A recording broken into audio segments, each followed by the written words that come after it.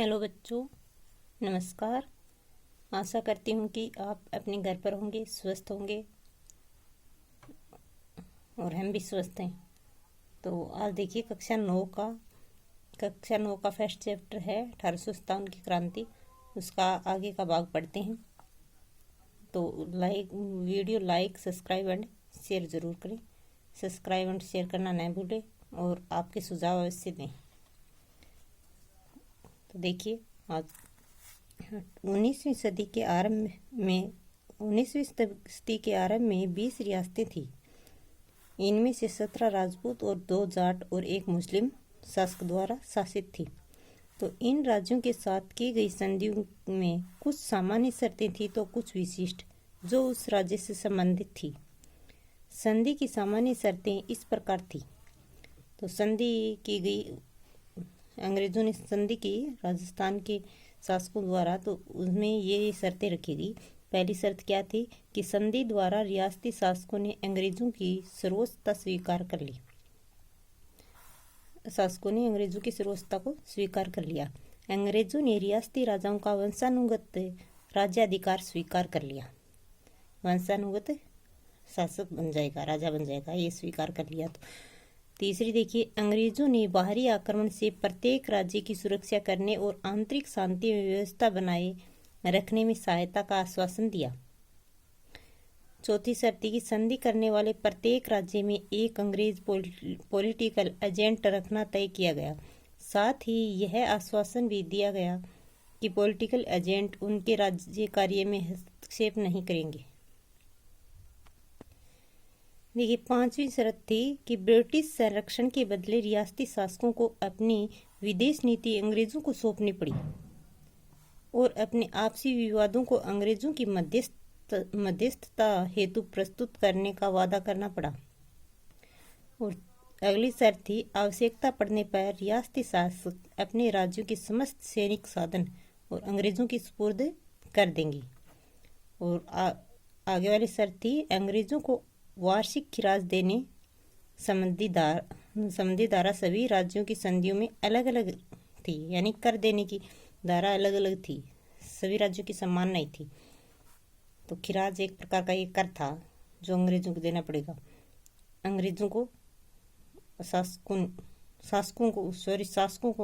शासक अंग्रेजों को देते थे।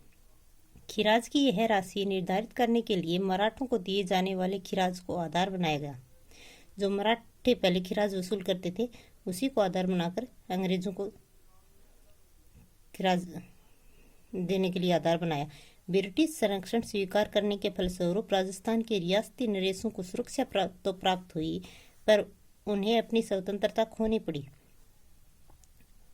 ऊपर वाली सभी संधियों का राजस्थान के राज्यों पर बहुविध प्रभाव पड़ा। कंपनी सरकार को नियमित रूप से खिराज देने से राजस्थान के राज्यों की आर्थिक स्थिति कमजोर हो गई। लगातार कर देने से आर्थिक स्थिति कमजोर हो गई और पॉलिटिकल एजेंट राज्य में व्यवस्था बनाए रखने के नाम पर निरंतर हस्तक्षेप करने लगे। शासन कार्यों और अधिकारों में आई कमी के कारण राजा शासन संबंधी कार्यों के प्रति उदासीन रहने लगे। ऐसी स्थितियों में ब्रिटिश पॉलिटिकल एजेंट राज्य में तानाशाह बन गए। कंपनी द्वारा खिराज वसूल करने के अलावा समय समय पर कई खर्चे बलात् थोप दिए जाते थे। अंग्रेजों ने राज्यों के आर्थिक साधनों पर भी अधिकार करने का प्रयास किया। जैसे नमक उत्पादन के प्रमुख क्षेत्र सांबर झील और मेवाड़ के अफीम उत्पादन क्षेत्रों पर अधिकार कर लिया गया अंग्रेजों द्वारा। और शांति और व्यवस्था बनाए रखने के नाम पर लगभग सभी राज्यों में अंग्रेजी सैनिक टुकड़ियां स्थापित कर दी गई, जिनका खर्च भी संबंधित राज्यों को ही वहन करना पड़ता था। यानी जिस राज्य में सैनिक टुकड़ियां सभी राज्यों में स्थापित कर दी गई, तो जिस राज्य में जो टुकड़ी है उसका सारा खर्च वही राज्य वहन करेगा। बाहरी खिराज पर ब्याज और अन्य खर्चों के थोपे जाने के फलस्वरूप राज्यों की आर्थिक स्थिति कमजोर हो गई। आगे देखिए, राजस्थान के शासकों ने मराठा आतंक से सुरक्षा तथा अपने सामंतों पर नियंत्रण स्थापित करने के लिए ही अंग्रेजों के साथ 1818 ईस्वी की संधि की थी। संधि संपन्न होने के बाद राजपूत शासकों ने अंग्रेजों की सहायता से सामंतों की शक्ति को कुचलने का प्रयास किया। कालांतर में अंग्रेजों ने ऐसे अनेक कदम उठाए जिनसे सामंतों की स्थिति कमजोर हो गई। ये था सामंतों की सैनिक सेवा के बदले अब उनसे नगद रुपया वसूल करने का निश्चय किया गया। जागीर क्षेत्रों में सामंतों को कई विशेषाधिकार प्राप्त थे, जैसे जागीरों के निवासी अपने सामंत की आज्ञा के बिना किसी दूसरे स्थान पर नहीं बस सकते थे। सामंत व्यापारियों ने राहदारी और दाना पानी आदि शुल्क वसूल करके उसके बदले व्यापारियों को सुरक्षा प्रदान करते थे। उनके इन विशेषाधिकारों को समाप्त कर दिया गया। 19वीं सदी के पूर्वार्ध तक जागीर क्षेत्रों का नेतृत्व सामंतों के पास था तथा समाज में उनकी प्रतिष्ठा भी बढ़ी चढ़ी थी, किंतु 19वीं सदी के अंत तक जागीर क्षेत्रों में सामंतों के नेतृत्व में कमी आई। अब वे उतनी शक्तिशाली नहीं रहे। अंग्रेजों ने डूंगरपुर के शासक जसवंत सिंह को गद्दी से हटाकर प्रतापगढ़ के शासक के पुत्र यानी पोते को दलपत सिंह को वहां का शासक बना दिया। इससे वहां की जनता में ब्रिटिश सरकार के प्रति घृणा उत्पन्न हो गई। इसी प्रकार जब अंग्रेजों ने जयपुर की राजमाता भटियाणी को अधिकारच्युत करने का प्रयास किया तो वहां के लोगों ने क्रोध होकर कप्तान ब्लैक की हत्या कर दी। कोटा में अंग्रेजों ने तत्कालीन महाराव किशोर सिंह के विरुद्ध रियासत के फौजदार जालिम सिंह के दावों का समर्थन किया, जिससे कोटा के हाड़ा राजपूत अंग्रेजों के विरुद्ध हथियार लेकर उठ खड़े हो गए। अलवर और भरतपुर रियासतों में अंग्रेजों ने हस्तक्षेप कर वहां अवयस्क राजकुमारों को गद्दी पर बैठा दिया, क्योंकि शासक के अवयस्क होने की स्थिति में अंग्रेजों को राज्य में प्रशासन का अपना नियंत्रण स्थापित करने का अवसर मिल जाता था। जोधपुर के महाराजा मानसिंह भी ब्रिटिश सरकार के घोर विरोधी थे। उनके प्रयत्नों से अन्य रियासतों में भी ब्रिटिश सत्ता के विरुद्ध असंतोष पनपने लगा। तो राजस्थान क्रांति के समय ब्रिटिश पॉलिटिकल एजेंट कौन कौन से थे? कोटा रियासत का था मेजर बर्टन। जोधपुर रियासत का ब्रिटिश पॉलिटिकल एजेंट था मैकमिसन। भरतपुर रियासत का मोरिसन था और जयपुर रियासत का ईडन।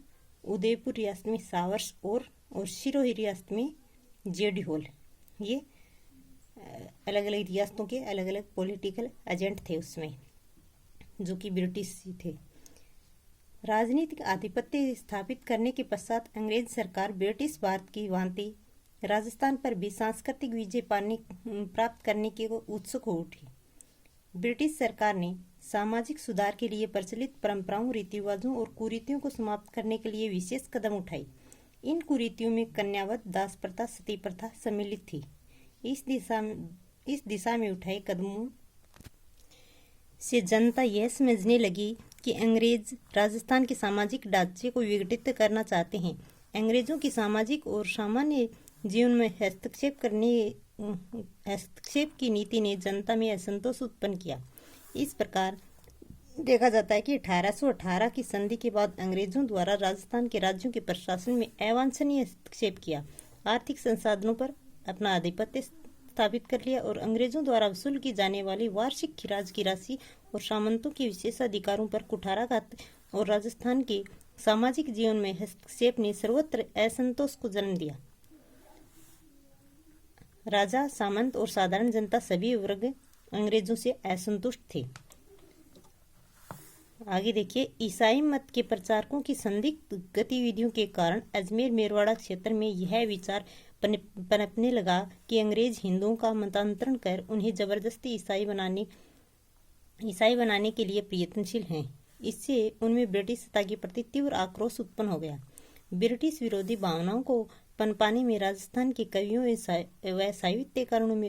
साहित्यकारों ने भी महत्वपूर्ण योगदान दिया। उनके द्वारा ऐसे शासकों की निंदा की गई जो ब्रिटिश सत्ता के भक्त थे तथा उन शासकों एवं सामंतों की प्रशंसा की गई जो ब्रिटिश सत्ता के विरोधी थे। ऐसे कवियों में कवि बांकीदास, राघोदास, सांदू, गांगजी तथा महाकवि सूर्यमल मिश्रण आदि के नाम उल्लेखनीय हैं।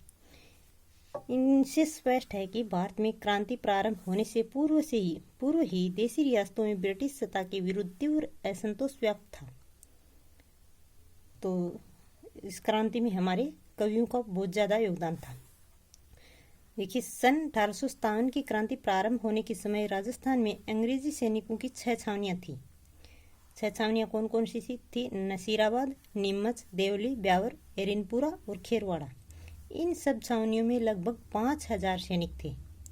इन 6 छावनियों में 5,000 सैनिक थे, किंतु किसी भी छावनी में कोई अंग्रेज सैनिक नहीं था।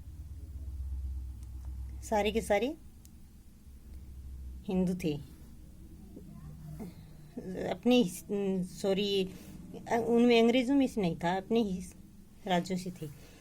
केवल 30 अंग्रेज अधिकारी थे। मेरठ में क्रांति होने की सूचना जैसे ही राजस्थान के एजीजी को प्राप्त हुई और उसने देशी रियासतों के शासकों को यह आवश्यक निर्देश भेजे कि वे क्रांतिकारियों को अपने राज्य में घुसने न दें और जो भी ब्रिटिश सत्ता का विरोध करे उनका कठोरतापूर्वक दमन करें। तो इस प्रकार से अंग्रेज इतनी ज़्यादा सत्ताएं बरतने लगे और इन छावनियों में अंग्रेज नहीं थे, केवल 30 अंग्रेज थे। तो 6 छावनियों में 30 अंग्रेज थे, तो हर छावनी में 5-5 ही अंग्रेज थे। तो इस प्रकार से आगे अलग अलग छावनियों के बारे में पढ़ेंगे, जैसे नसीराबाद में क्रांति कैसे हुई, इन छावनियों में जहाँ जहाँ क्रांति हुई उन क्रांति को पढ़ेंगे। नसीराबाद में क्रांति, फिर नीमच में क्रांति, एरियनपुरा और आहुआ की क्रांति, तो ये कल पढ़ेंगे। आज के लिए बस इतना ही।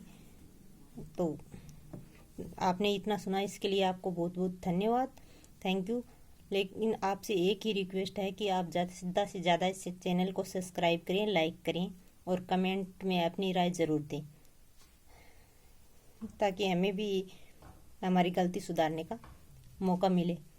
और आपसे एक ही रिक्वेस्ट है कि प्लीज़ प्लीज़ प्लीज़ मेरे चैनल को लाइक, सब्सक्राइब एंड शेयर ज़रूर करें। और कक्षा 9 और 10 के बच्चों को अगर थोड़ी भी सहायता इससे मिले तो वो भी मेरे लिए बहुत है। तो आज के लिए बस इतना ही, थैंक यू।